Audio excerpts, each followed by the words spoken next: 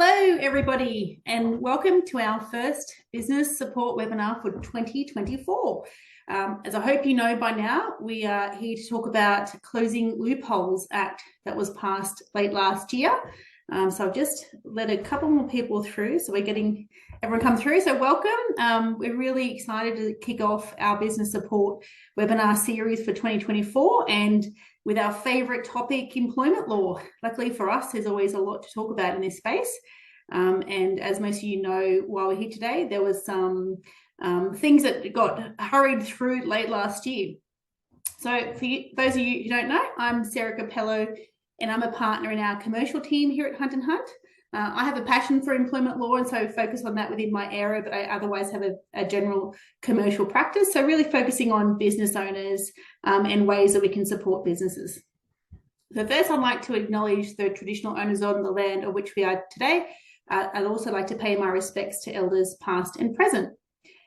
A couple of housekeeping. This session is being recorded, and we will send through the recording as well as the slides in the next couple of days via email.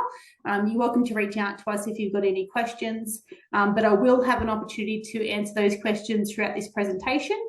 You can pop them in the question box, the Q&A box, which should be on your screen, or if you're having some troubles with that, just pop it in the chat. We will answer them in the chat box if we can, but if they're more general ones that we think everybody would like to hear about, we'll answer them at the end of the presentation. Of course, if you have any specific questions, you can contact us after the presentation, and we'll do what we can to make sure we give you a very clear answer. So about Hunt & Hunt. So Hunt & Hunt is a full-service law firm with offices all across Australia. Our motto is genuine people, practical solutions, and we take the time to properly understand your business so that we can deliver the best possible outcomes. So today I am joined with my right-hand guy and the wonderful new lawyer in our team. We've got Joey Tass, who's a senior associate, and Olivia Shevington. Hey, Joey. Hey, Olivia. Hey. Now, Olivia, this is Olivia's first time joining us for a webinar. So Joey, if you've been to any of our webinars before, I always convince Joey to come, but this is Olivia's first time in front of the camera with us. That being said, she's been involved in many other webinars, working behind the scenes and doing all the research. So we're very excited to have her here today. Thank you, Olivia. Thank you. So for our agenda today, we're going to be talking about some recent changes before closing loopholes, just to kind of give a bit of a quick reminder of what's changed recently. There's always a lot happening in employment law, so it's hard to kind of keep track, but that's why we do these support series, to kind of make it a little bit easier for you as business owners. You want to focus on your business, and we want to be a resource to you to let you know what really is important and what you need to factor in day-to-day operations. So we'll just be briefly touching upon them as a reminder of what's happened over the past 12 months. Then we'll kind of get into the substance, and Joey and Olivia will be talking about some key elements of the Closing Loopholes Bill Part 1. Then I'll be discussing what we can expect from Part 2, which has not yet been passed, but the bill is in the works and is looking like it's going to be debated in around February. So it's important to kind of understand what might be on the horizon so you can factor that into your planning for the year ahead. And as I mentioned, we'll have questions at the end. So recent changes to workplace laws. So as you can see from this list, this is a list of the amendment acts over the past couple of years, and you can see that there's quite a bit to unpack. There has seemed to be, in our view, Joe and Olivia and I were talking the other day about how there does seem to be more frequent changes to the Fair Work Act than we had seen in years previous. So there is often a lot of need to kind of keep your eye on the ball to make sure that you're across some of these details. And they seem to be very big changes. So the Respect at Work Act, for example, is something that came into play in 2021, with a lot of the changes coming into effect over 2022. And this involves some fundamental shifts, such as positive duties and obligations with respect to addressing sexual harassment and discrimination. So these are the kind of things which require businesses to take steps. And things like paid family and domestic leave. So that's obviously a new entitlement that's being delivered. And this actually then also relates to the closing loopholes, which I'll talk about soon. You've got your secure jobs, better pay, which again is a bit of a feature in the closing loopholes. So there's a lot to unpack with some of these changes. So we've put together this handy little summary, which hopefully you can see on your screen at the moment, which sets out some key dates of changes that have occurred in the past. This is just for the past 12 months. So keep in mind also that this list is not exhaustive, but it gives you an idea about how, the changes that have been made in the employment space and what you need to know to be across these details. So as I said, the biggest change that we've found for employees is that positive duty to eliminate sexual harassment. In that respect, we've been doing a lot of training with our clients, giving advice and helping them to understand the new guidelines and standards that are in play. Things like ban on pay secrecy clauses in employment contracts. This is where you need contract reviews to make sure that your contracts are compliant and that you're not rolling out new contracts that have those pay secrecy clauses within it. So as I said, a lot of these changes do require action and it's hard to keep on top of. That's why we want to deliver these presentations to make sure that you can address these changes in your workplace. So as I mentioned, this is a resource that you can access. Here's a link to a couple of our previous webinars. So when you get the recording, you can go through and have a look. If you wanted to understand a little bit more about those previous amendments, you can. And of course, if you have questions, just let us know. We have some articles as well on our website that you can look through. But now to talk about what we're here for today, closing loopholes. So the Closing Loopholes bill was introduced in late 2023. And in terms of, as employment lawyers, obviously we were aware of it and we spoke about it amongst our teams. And the kind of general consensus amongst us was that it wouldn't go through in a hurry. In fact, there was a little bit of apprehension that it would go through at all.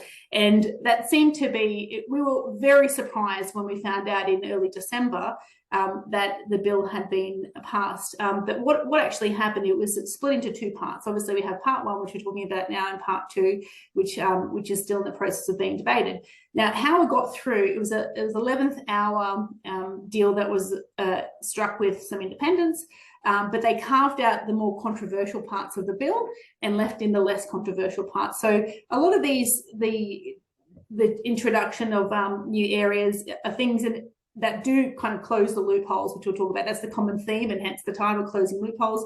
So it kind of just finishes off a couple of loose ends that were still about from the previous legislations that have been enforced.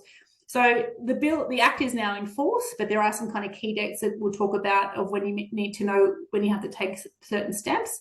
And then obviously part two, we'll talk about a little bit later. So everything that we're talking about today would have to be very practical. This is not exhaustive. We do try to kind of cover as much as we can, and it is a very generalized overview of the bill because we want it to apply to as many people. But keep in mind, there's going to be instances where you need to get specific advice and you need to reach out and let us know if you want to have a discussion about that. But we're trying to cover a very broad basis here for the clients and referrers that we have attending today. But as I said, please feel free to pop in some questions if you have any.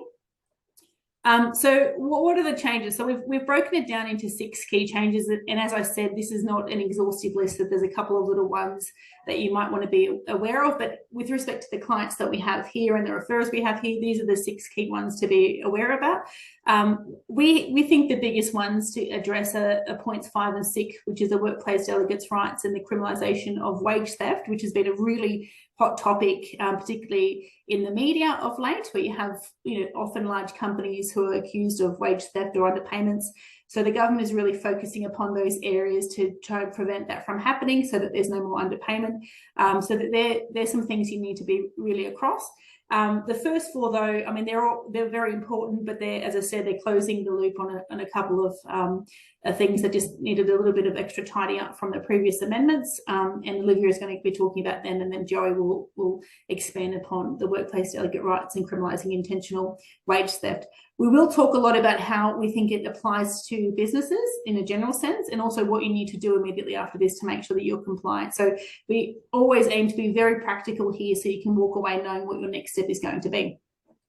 All right, so that's enough from me. So I'll be handing over to the very capable Olivia, who's going to be talking about the changes. So over to you, Olivia. Thank you, Sarah. The first change that I'll address is an exception to the small business redundancy exemption. So this change will have a pretty narrow application, but it is important, particularly for large employers, and particularly if those employers are considering a restructure. So the Closing Loopholes Act amends the small business redundancy exemption. As you might be aware, a small business is any business with less than 15 employees, and small businesses are exempt from the obligation to pay an employee redundancy pay when they terminate that employee on the basis of redundancy, subject to some limited exceptions. Now, the Closing Loopholes Act changes this position in the very specific case of insolvency. Now, previously, a bit of a loophole existed in a situation where a large employer has become insolvent and is being wound up, and they would usually dispose of a majority of their staff and retain maybe a skeleton staff just to assist with the winding down of the company. And these staff would then have gone from being employed by a large employer to a small employer, with the potential that these staff might lose their entitlement to redundancy pay when the time comes to let these employees go. Now, this amendment addresses this loophole. This addresses this loophole in the very specific circumstance of where a business is being wound up as part of insolvency proceedings. Now, for small businesses not subject to insolvency proceedings, this amendment won't have any effect on the usual small business redundancy exemption that applies to these employers. The exemption will only apply where the employer is a small business, is bankrupt, or is in liquidation, and only became a small business as a result of the insolvency. So this change came into force on the 15th of December in 2023, and it's already in effect now. Now, the second change relates to employees experiencing family and domestic violence.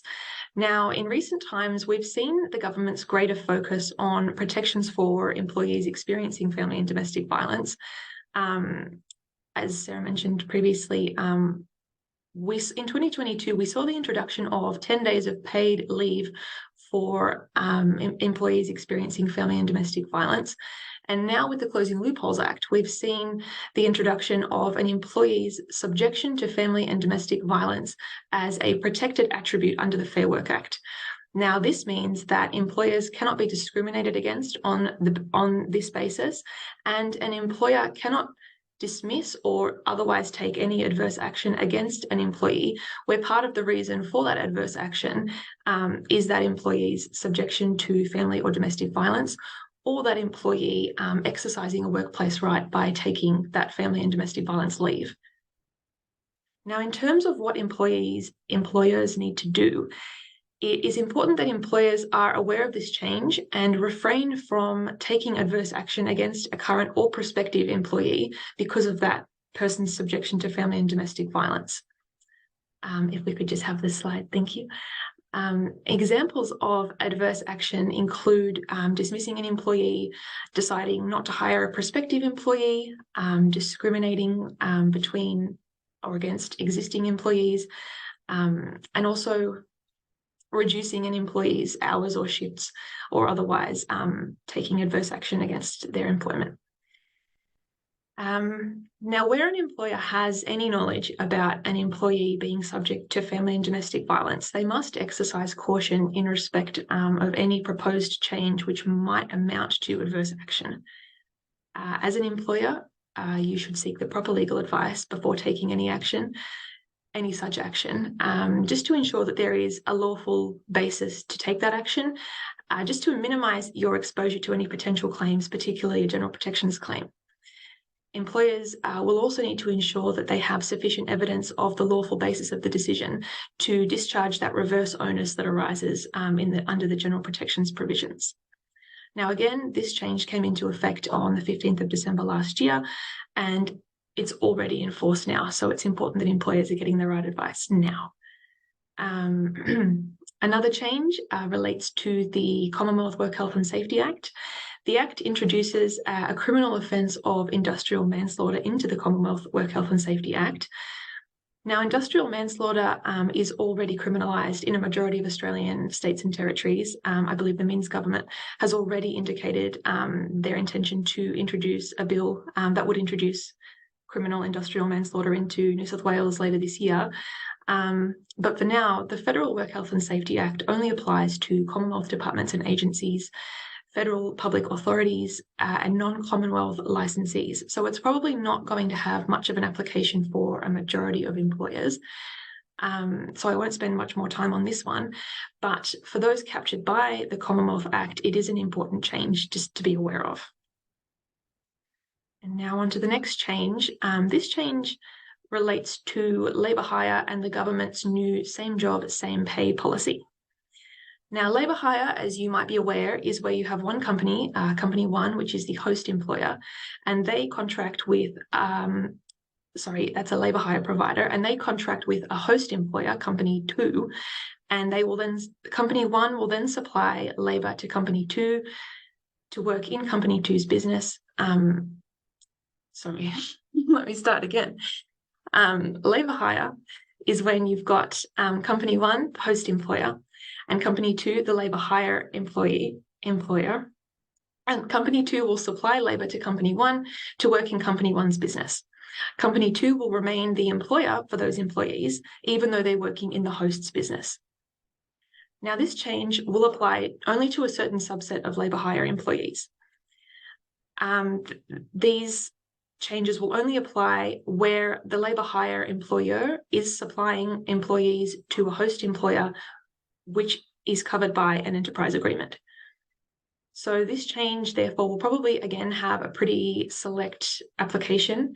But for employers involved in labour hire, it is important to be conscious of these changes. Now, the reason that this change has come into effect is because there have been many instances where employers have negotiated an enterprise agreement with employees and unions and have then been able to sidestep the elevated wages and entitlements that employees are entitled to under that agreement and reduce their own wage-related expenses by engaging labour hire employees not covered by that enterprise agreement, and then paying those labour hire employees just the minimum rate of pay under the relevant modern award or national minimum wage. Now, it's important to note that these provisions are not yet in effect, but they will be on the 1st of November this year, when the Fair Work Commission will be able to make a regulated labour hire arrangement order. And this order will be able to compel a labour hire employer who supplies their employees to a host employer to pay these employees a protected rate of pay. Now, this protected rate of pay will be equal to the rate of pay that these employees would have otherwise been entitled to had they been employed directly by the host employer. If we could just change to the next slide too, please. Thank you.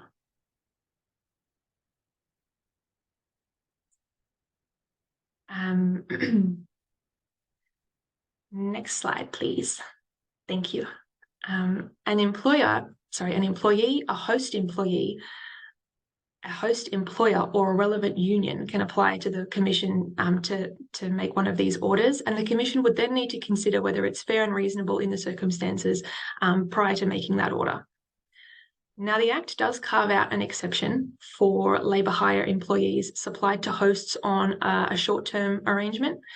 This period will usually be to a maximum of 3 months or a longer period in exceptional circumstances. Now, this carve-out accounts for a genuine need for labour hire employees to cover a particularly busy seasonal period or a specific work project.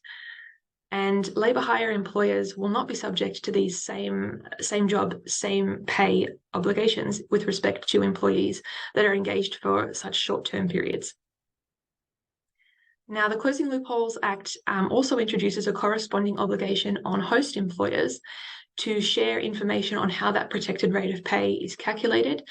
So such information that would need to be supplied would include the base rate, hours, allowances, etc., or otherwise provide the calculated protected rate of pay to the labour hire employer when asked. The Act does include a number of broad anti-avoidance provisions, and these carry civil penalties for non-compliance with these new changes. Therefore, employers should be seeking the right advice if they are currently or if they're intending to use labour hire, and should ensure that, or host employers should ensure that the protected rate of pay and any corresponding calculations are accurate and easily accessible to allow them to quickly comply with these obligations should they be required to disclose this information. I will now pass over to Joey, and he's going to take us through the changes to workplace delegates' rights. Thanks, Olivia. Okay, my part, 2 parts, workplace delegates' rights, as well as the criminalisation of wage theft. So I'll start with the first one. One of the bigger changes out of the closing loophole part 1 reforms is in relation to workplace delegates, which gives new rights and powers to workplace delegates.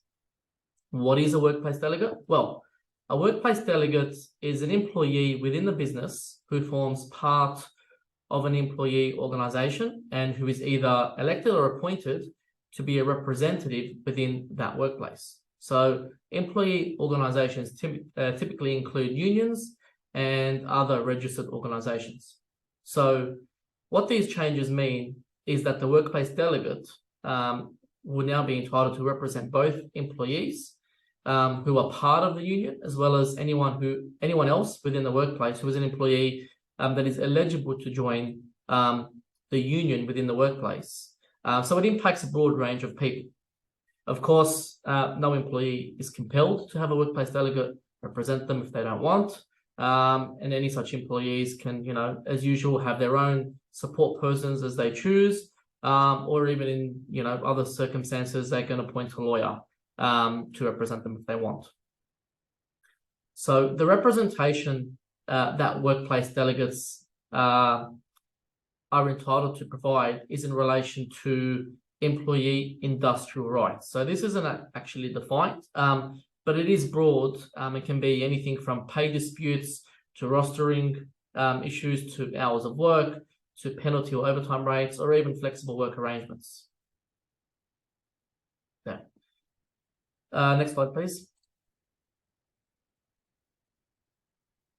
So the closing loophole part 1 reforms will require employers effectively to afford many rights to workplace delegates, which were not in place previously.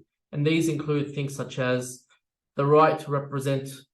So in respect of workplace delegates, these include things such as the right to represent the industrial interests of current and prospective members, reasonable communication with current and prospective members in relation to their industrial interests, reasonable access to the workplace and workplace facilities to conduct their duties as workplace delegates, and reasonable access to paid time during normal work hours of the business to undertake paid training in relation to their role as a workplace delegate. Note, there is an exception for small business employers of 15 or less employees who are excluded from this 4th point. So the new laws in relation to workplace delegates are now classified as workplace rights under the Fair Work Act, meaning that this effectively means that an employer may be subject to damages and penalties if they don't comply or if they take adverse action against the workplace delegate due to the workplace delegate exercising their workplace rights, such as, like I've said, taking steps to represent employees of the business, or communicating with current members or prospective members. Again, require reasonable access to the workplace and workplace facilities to conduct their duties, or taking access to paid time during normal working hours. So, if an employer takes any negative steps, which is in the broad scheme of things in general protections claims called adverse action, for any of the workplace rights that are now being afforded to workplace delegates, this is in breach of the law. And as I've said, businesses can be subject to damages and penalties if they do breach this law. So the reasonability afforded by employers in relation to the various obligations I've just touched upon, being the communication, the access to the workplace facilities, and paid training and the like, will largely depend upon the size of the employer's business, resources, and facilities available at the time. Also, the duties to be undertaken by the workplace delegate are to be undertaken without loss of pay. So I can appreciate from an employee's perspective, where an employee may be thinking that the employee was employed by the business to do their job and not to be a workplace delegate in which they are now being paid to do during work hours. So I completely understand sort of that sentiment from one perspective in relation to employers.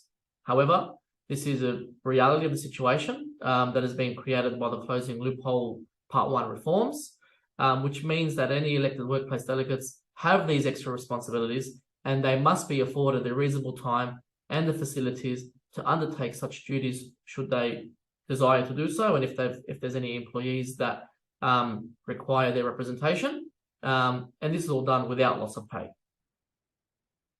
So the workplace delegate rights are now in effect, and as set out in the provisions of the Fair Work Act, and compliance is therefore mandatory. However, it's important to know that modern awards will also be amended from 1 July 2024, which are likely to provide additional and more details about workplace delegate rights with respect to your particular industries or occupations, and also provisions requiring enterprise agreements to include workplace delegates' rights terms will apply for enterprise agreements where a vote is commenced after the 1st of July 2024, and assuming that the vote is successful and the Fair Work Commission approves that enterprise agreement. From an employer's perspective, it's important to understand that the workplace delegate changes will only affect your workplace. Sorry, from an employer's perspective, just from a practical point of view, it's important to understand that the workplace delegate changes will only affect your workplace once, one, you're informed that someone has been appointed as a workplace delegate, and two, you're aware that an employee wants the workplace delegate to represent them in relation to an industrial dispute, whatever it may be within the workplace. So to summarize, these changes are in effect, they're real, you need to understand them. You can't turn a blind eye as an employer about these changes, so it's important you're aware of them and you know what you need to do moving forward when you're aware that you have a workplace delegate within the workplace and you've got an employee that wishes to have them represent them. So what can employers do regarding workplace delegate changes? Employers should ensure that there is compliance with the new workplace delegate laws by reviewing and updating all of their internal processes and procedures. And importantly, making sure that their employees, and in particular, upper management decision makers within the business, are across the obligations and rights and are aware of the obligations that they have and that they need to afford to these workplace delegates, and also the implications if they get it wrong. So, criminalising wage theft. Next slide, please. The second major change by the Closing Loophole Part 1 reforms is in relation to the criminalisation of wage theft. It's important, first of all, I just want to say it's important to know and understand that wage theft and its criminalisation is already an offence under various states and territories in Australia. But these reforms have now gone that extra step and have been incorporated, and provisions have been incorporated into the Fair Work Act. So this offence does not apply retrospectively and will only apply to offences committed from 1 January 2025. So what is wage theft, you might ask? Well, broadly speaking, wage theft is a situation where a worker is paid less than their minimum entitlements. That's in a nutshell. So it does come in various forms, and they include anything from underpaying wages, not paying the proper penalty rates, not paying superannuation or paying the wrong superannuation rate. Mind you, the last few years, it's important to note that the rate has been going up in 0.5% increments. So that's one example. Not paying proper overtime or commissions that employees are entitled to, as well as not paying proper entitlements such as sick leave, annual leave, and it can be even as simple as unauthorized deductions from wages. So under the reforms of the Fair Work Act, an employer will be found to have committed the criminal offence of wage theft if three things are met. First of all, the employer is required to pay an amount to or on behalf of an employee of an entitlement under either the Fair Work Act or an industrial instrument, again being modern award or an enterprise agreement, or they are ordered to do so by the Fair Work Commission. Two, despite the requirement to pay, the employer engages in certain conduct. And three, that conduct results in a failure to pay the employee the amount owed to the employee in full or on the date when payment is due. So taking that into account, it's important to understand from an employee's perspective that in order for the second and third elements to be established in relation to the criminalisation of the wage theft offence, being two, the employer engaging in certain conduct, and three, that results in non-payment of those entitlements to the employee, the fault element of intention must be proven. Practically, this means that the offence will not capture inadvertent or unintentional underpayments. So it's important to understand that the employer, in order for the criminal wage theft provisions to apply, the employer must have intended not to pay the amount owing in full when it was due, or knew this is what would occur in the ordinary course of events. So the explanatory memorandum to the legislation confirms that criminal wage law offences do not apply to underpayments that are accidental, inadvertent, or based on a genuine mistake. So easiest example I can give you is if an employer genuinely misclassifies an employee and pays them an hourly rate of $25 per hour rather than $30 per hour due to the incorrect misclassification.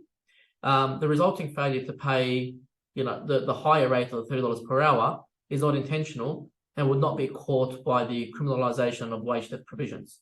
That's not to say the employer isn't at risk and exposed in relation to an underpayment claim.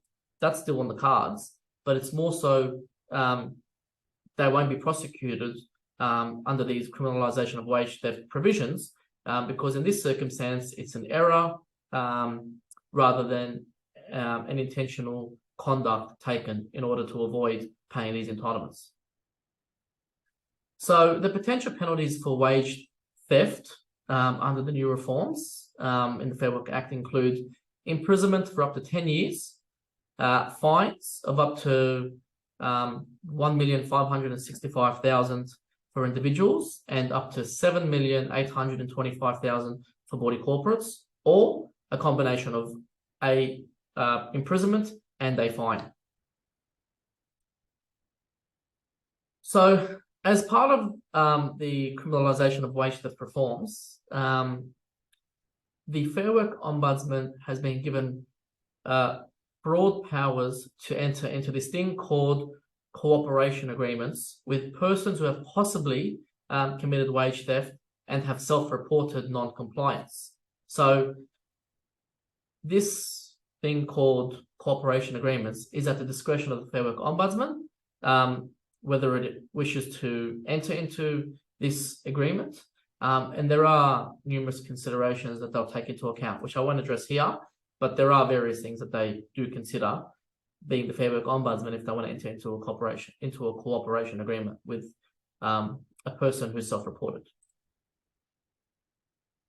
Self-reporting and entering into a cooperation agreement with the Fair Work Ombudsman may be beneficial in some instances because it will prohibit the Fair Work Ombudsman from referring the relevant conduct amounting to wage theft to the DPP and the AFP for consideration of a criminal prosecution. So in situations where there has been an intention to underpay staff and you fall within the limbs of the criminalisation of wage theft provisions.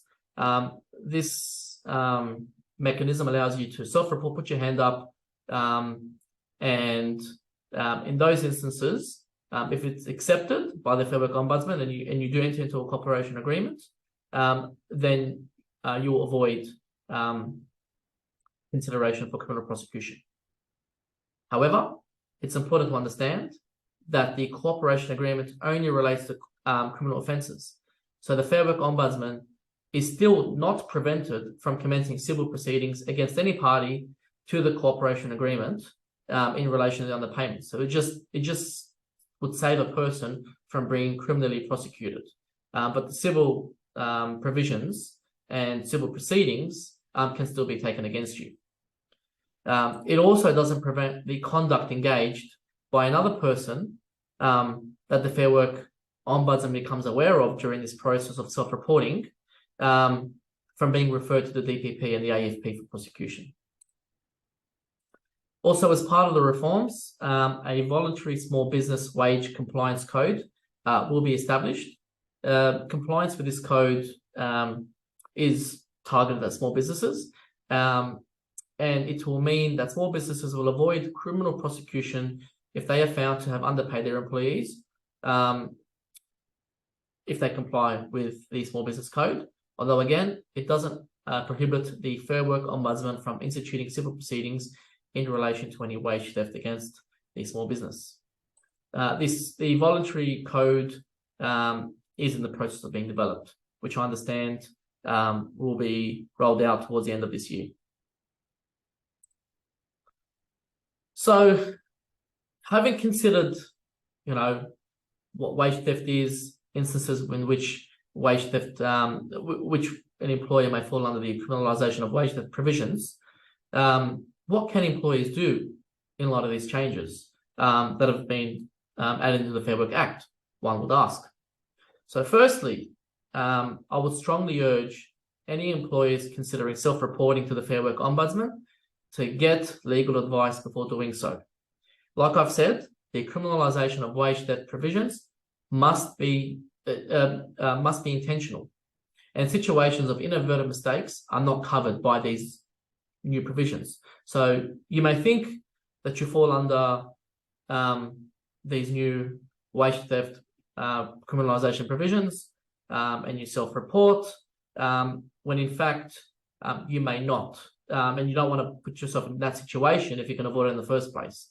I'm not saying here you need to evade the law or not self-report. All I'm saying is, before you do so, strongly consider getting legal advice to understand your position and your steps moving forward before you take any further action. Secondly, some practical steps employers can take to reduce their exposure in the first place for their business include things such as conducting an audit of all employees to ensure that they are receiving all of their proper entitlements under the Fair Work Act and the relevant modern awards or enterprise agreements. We're able to assist in this process. Another thing might be conducting a review of wage deduction protocols and getting, again, the right legal advice if necessary. It's important to note that there are limited circumstances in which deductions are permitted, even if the employee consents to it. So it's important to get the right legal advice. And the added benefit in getting, in an order being undertaken and getting the right legal advice, whether in relation to employee entitlements or wage deductions or the like, is that lawyers are covered by legal professional privilege in the event there are any issues or shortfalls or underpayments that are determined. Thanks. Over to you, Sarah. Thanks, Joey, and thanks, Olivia. So as you can see, there's a number of changes and we've already got some questions coming through. So there's a lot to unpack with this information. So we'll answer them shortly. The main focus, as we expected, is about workplace delegates and essentially how you can prove somebody is a workplace delegate and what you have to do in that respect, and then some questions about what is intentional. So we'll get to them in a minute, but before we get down to the question time, we just wanted to touch upon the new closing loopholes Bill Part 2, which, as I said, is currently scheduled for debate. It's anticipated to be in February when the Parliament returns. So there's the more controversial aspects of the bill have been pushed to this year.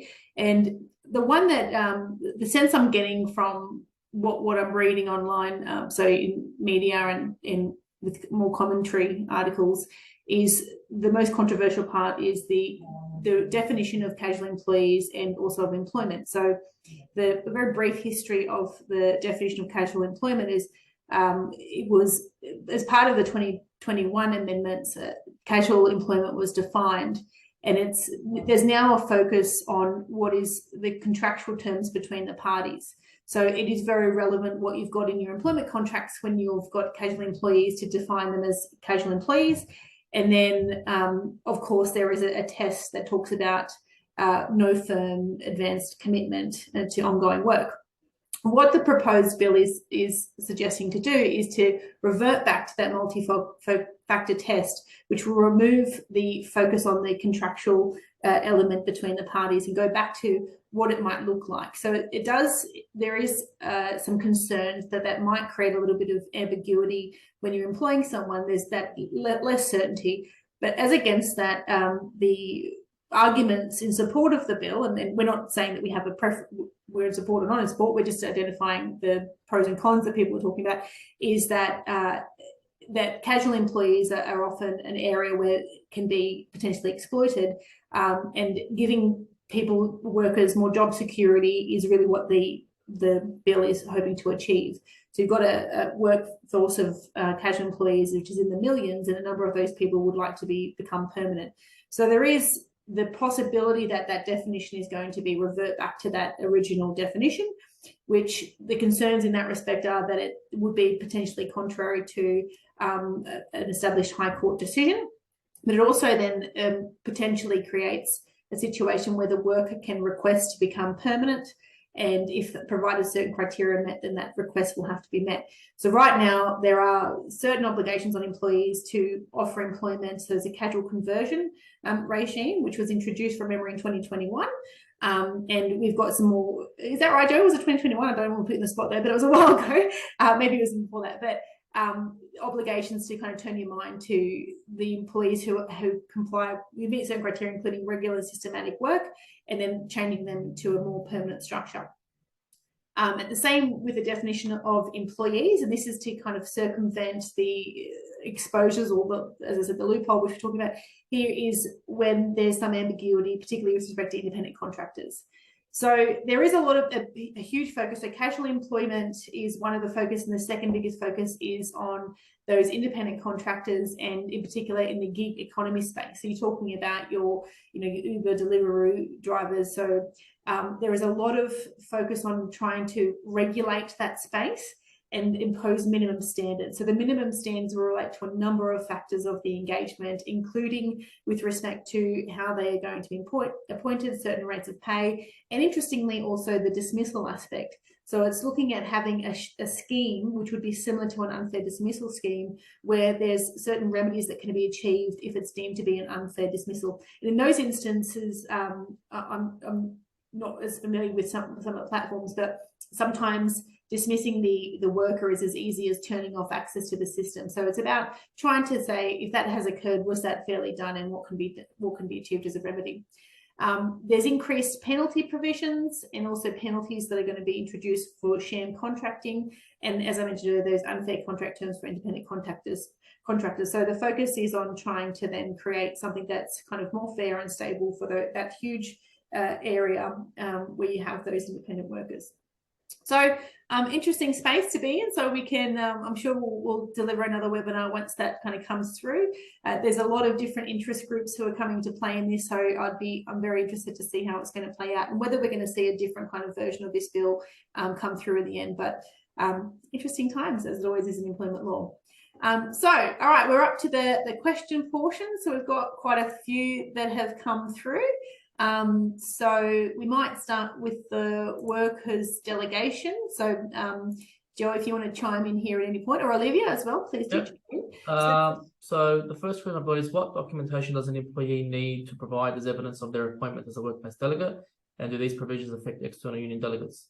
So I'm not aware of the legislation providing any specific documents or evidence that needs to be satisfied to demonstrate this, but my answer to that would be reasonable evidence to satisfy the business that workplace delegate has been appointed by the union or an organisation. So that's the first part. I might, sorry, Joey, just to chime in Yeah. because you might not be able to see the second question that was asked that I answered.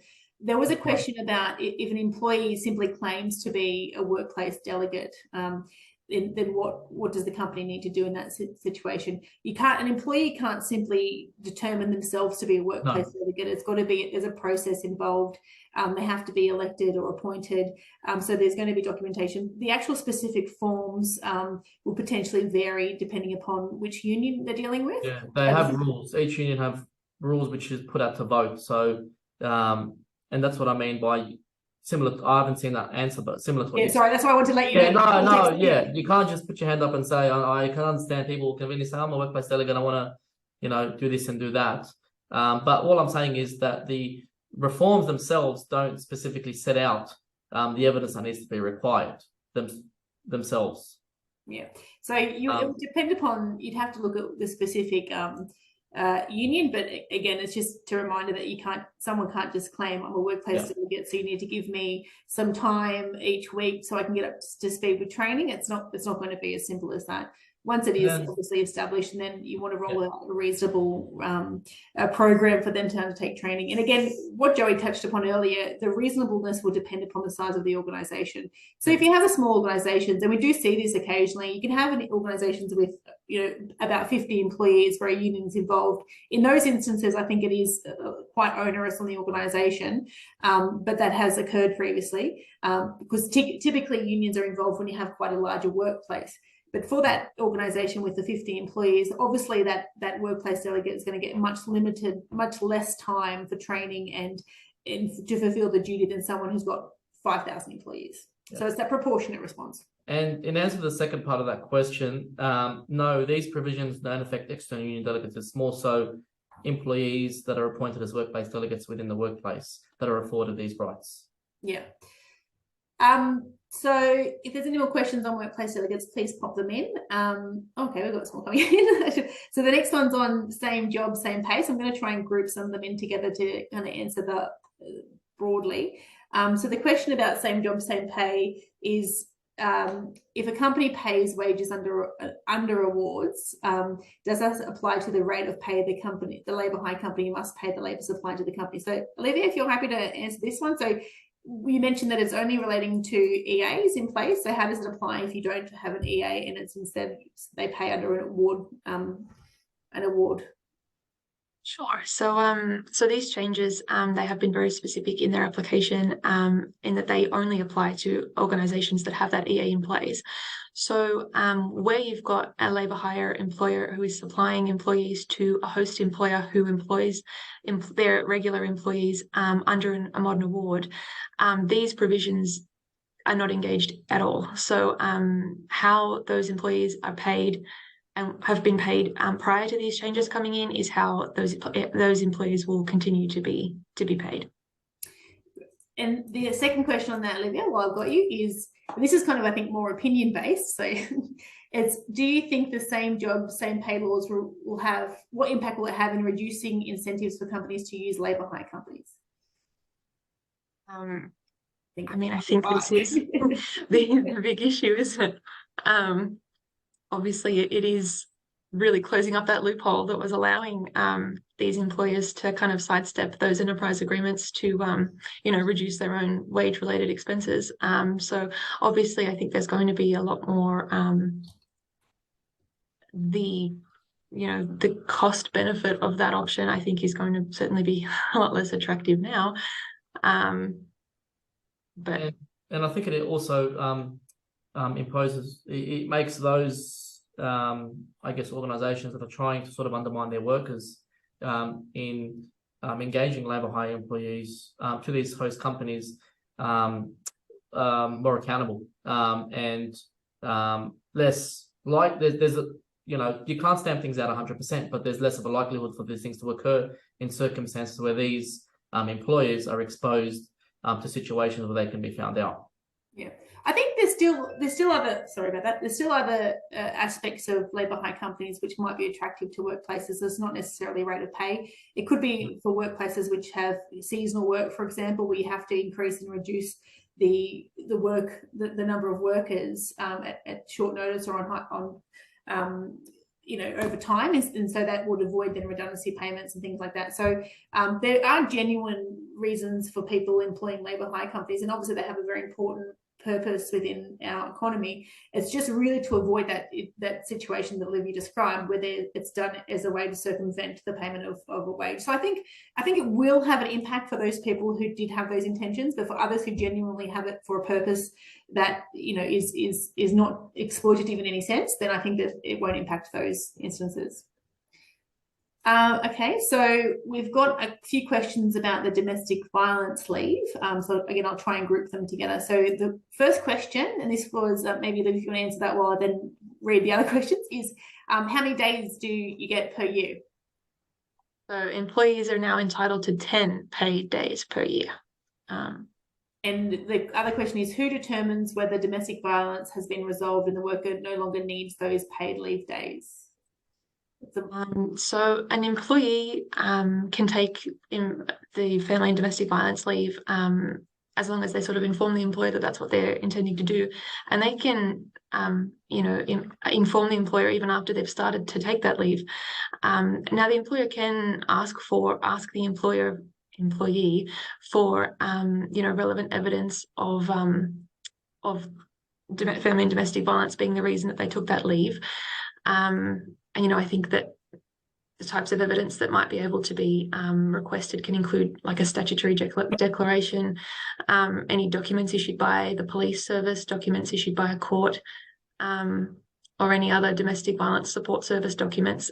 They can be supplied to kind of satisfy the employer that that was the reason for the taking of that leave. And now the Fair Work Ombudsman provides guidance on how an employer is to be satisfied that that leave was taken for the right reason. And the evidence supplied just needs to convince a reasonable person that the employer took that leave to deal with the impact of family and domestic violence. Yeah. So it's really an objective assessment undertaken by the employer. Yeah, we've got oh, sorry, Joe. Sorry. Yeah, I was just going to say, importantly, as I understand, those 10 days don't accumulate throughout the year. So I think it's at the anniversary of your employment. They kick in straight away. So you get 10 paid leave days, which you can use throughout that year. It's different to your annual leave and your sick leave, in which you progressively accumulate the longer you're employed. So the other question relating to family and domestic violence, which is quite an interesting one that we hadn't turned our mind to, and might require considerable thought. So Tracy, we might take this offline later on, but we'll try and answer it now as best as we can. And that's in specifically the healthcare sector, where there is a disclosure of family and domestic violence. So under the new laws and adverse circumstances, are you allowed agreeable changes to workload to support the staff member who may be at risk of psychological safety and vicarious trauma? So it's about how you can manage, as I understand the question is how you can manage the balance of the workplace to make sure that everybody is safe. So it's a work health and safety aspect, and how that then marries with the introduction of the adverse action, or the prohibiting adverse action for this specific reason. So there is often a balance in this respect with work health and safety law, so that would require probably a more specific look at what the circumstances are to give some advice. It's a great question, Tracy. So, all right, we might leave things there because, okay, there's one about the maximum 2 year for fixed term employment contracts. So we rely on time limited government basis for home worker. What is the max 2 years for fixed term employment contracts? I'm not quite sure what that question is. So what is I think the question might be, what is the maximum term for fixed term employment contracts? So sorry, Didi, if I'm not reading that properly. I mean, I'm not sure if I understand the question properly, yeah, but, but it's basically, there were previous situations in which contracts could be longer than 2 years. it's not in relation to the loophole reforms, but previous to that, there are changes which were implemented, which says, if you're on a fixed term contract, it's only 2 years, and then after that, you need to consider putting them on a permanent arrangement rather than just a fixed term contract. And the reason, there are circumstances where there are exceptions in which you can put someone on another fixed term contract. Some of those exceptions may be seasonal work or the like. But the reason why those changes came into effect, again, it's in situations where employers were employing individuals on fixed term contracts, which would end, and then they would offer them further fixed term contracts, sometimes intentionally for the purposes of limiting their entitlements to long service leave or the like. If you, the person that raised that question, if you want to discuss it further, we can take it offline. But that's the fixed term contracts in a very short nutshell. Sorry, there was a follow-up question that you just put, just asking what does it mean. So hopefully, I think you've covered that, Joe. Yeah. So it's about the changes that were brought in to prohibit fixed term contracts in certain circumstances, but we can give you specific advice about what those certain circumstances are. Okay, I might finish up on this one, and this one's for you, Joey, and it's from Emma, and it's the key word. This is the question. A key word is intentional underpayments. From experience, awards can be very complicated, and increases can sometimes be overlooked. It does happen. What defense and how is the word intentional interpreted?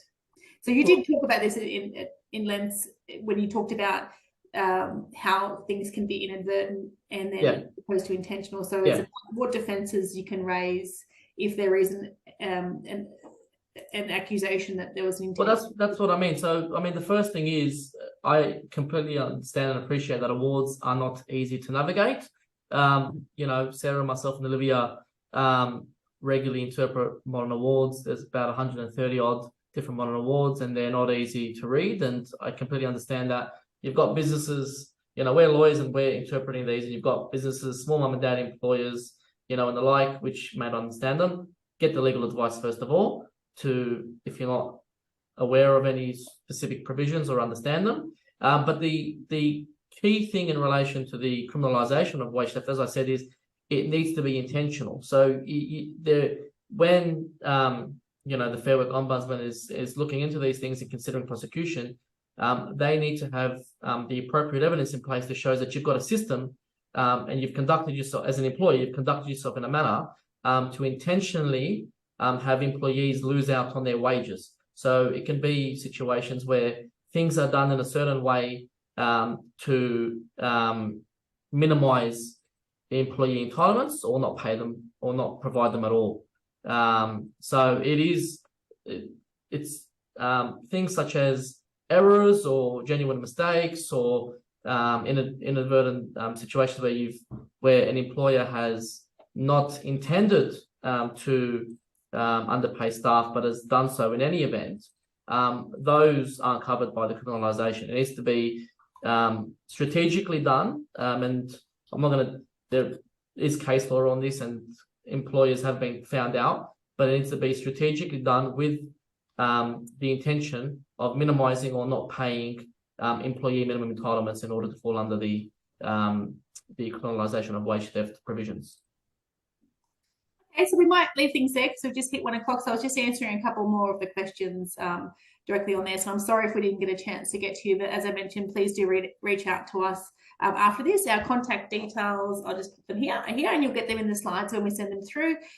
We often welcome discussions and further questions, so please do not hesitate to reach out.